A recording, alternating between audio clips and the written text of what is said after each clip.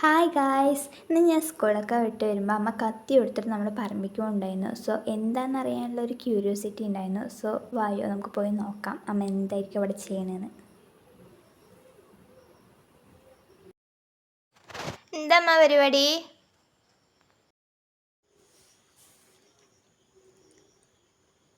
വെണ്ടയ്ക്ക പറിക്കണേ.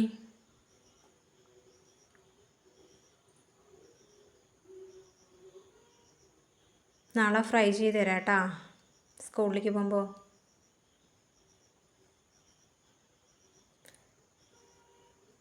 ഏകദേശം എൻ്റെ അത്രയും തന്നെ പൊക്കമായിട്ടുണ്ട് കേട്ടോ വെണ്ടയ്ക്ക ചെടികളെല്ലാം. എങ്ങനെയുണ്ട് എൻ്റെ വെണ്ടയ്ക്ക ചെടികളൊക്കെ? കായ്ച്ചു തുടങ്ങിയിട്ടേ ഉള്ളൂ. ഇതിലുണ്ടാവുന്ന വെണ്ടയ്ക്ക ഞങ്ങളൊന്നും കറി വെച്ച് കഴിയാറില്ല. ഏട്ടന്മാർക്കും ചേച്ചിമാർക്കും എൻ്റെ വീട്ടുകാർക്കും അങ്ങനെ ബന്ധുക്കൾക്കും സ്വന്തക്കാർക്കൊക്കെ കൊടുക്കും.